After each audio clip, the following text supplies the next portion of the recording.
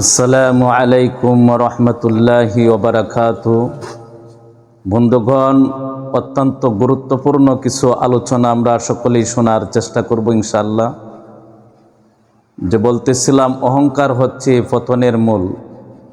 যারাই অহংকার করেছে তারাই পতন হয়ে গেছে, যারাই অহংকার করেছে তারাই ধ্বংস হয়ে গেছে।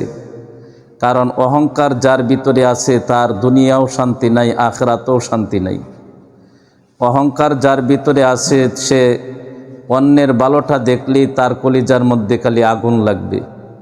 যে অন্যের একটা ছেলে ভালো হয়ে যাইতেছে তার কলিজার মধ্যে আগুন লাগা যাবে। এজন্য অহংকার সবচাইতে কঠিন জিনিস।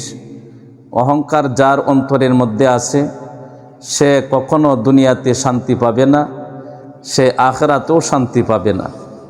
এজন্য সকল বন্ধুদেরকে বলি, আমরা অহংকার ছেড়ে দিই, অহংকার থেকে বেঁচে থাকি। কারণ অহংকার থাকলে, অন্তরের মধ্যে অহংকার থাকলে সে দুনিয়াতেও শান্তি পাবে না, আখিরাতেও শান্তি পাবে না। হুজুর আকরাম সাল্লাল্লাহু আলাইহি ওয়াসাল্লাম যে বদরের যুদ্ধের দিন যখন কাফেররা যখন শোচনীয়ভাবে যখন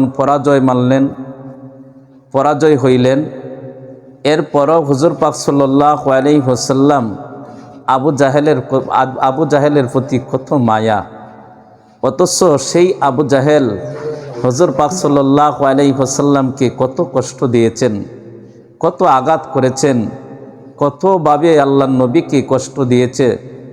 সেই আবু জাহেলের জ্বালা যন্ত্রণায় হুজুর আকরাম সাল্লাল্লাহু আলাইহি ওয়াসাল্লাম মক্কা থেকে মদিনায় হিজরত করেছেন। কিন্তু মক্কা থেকে মদিনায় হিজরত করার পরেও সেই আবু জাহেল হুজুর পাক সাল্লাল্লাহু আলাইহি ওয়াসাল্লামকে শান্তিতে থাকতে দিলেন না। একটাই কারণ, শুধু অহংকার।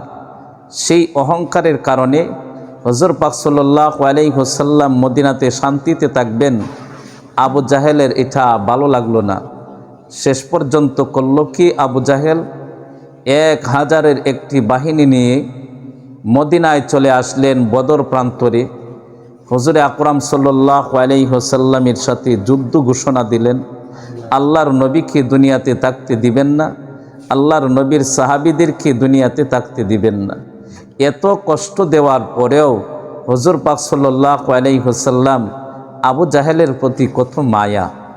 যুদ্ধের দিন, যুদ্ধ যখন শেষ হয়ে গেছে, তখন হুজুর আকরাম সাল্লাল্লাহু আলাইহি ওয়াসাল্লাম আব্দুল্লাহ ইবনে মাসউদ রাদিয়াল্লাহু তাআলা আনহুকে বললেন, একটু আবু জাহেলের খোঁজখবরটা নিয়ে দেখো তো, কারণ এদের তো অবস্থা আজকে ভালো না।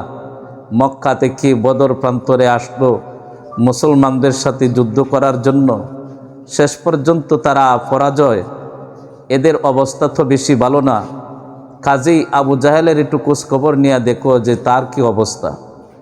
হযরত আব্দুল্লাহ ইবনে মাসউদ রাদিয়াল্লাহু তাআলা আনহু বদরের প্রান্তে খোঁজাখুঁজ খুঁজতেছেন, কোনো জায়গায় পায় নাই। এক জায়গায় যায় দেখে আবু জাহেল আহত অবস্থায় জমিনের মধ্যে পড়ে আছে।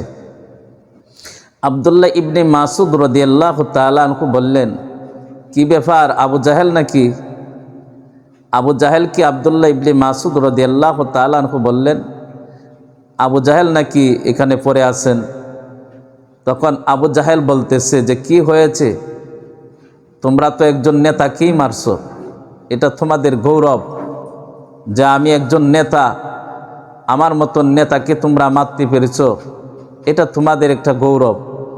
দেখেন অবস্থা, আবু জাহেল মরণাপন্ন, মরে যাবে, দুনিয়া থেকে চলে যাবে। এরপরও অহংকার ছাড়ে না, অহংকার। এরপরও অহংকার নিয়ে কথা বলতেছে। এই জন্য সকল বন্ধুদেরকে বলি, বন্ধুগণ, যার ভিতরে অহংকার আছে অহংকার আমরা মুছে ফেলি। যার ভিতরে অহংকার নাই সে সোনার মানুষ, আর যার ভিতরে অহংকার আছে সে হিংস্র প্রাণীর চাইতেও আরও কঠিন হয়ে যায়। এজন্য আসুন আমরা অহংকার ছেড়ে দিই ইনশাআল্লাহ।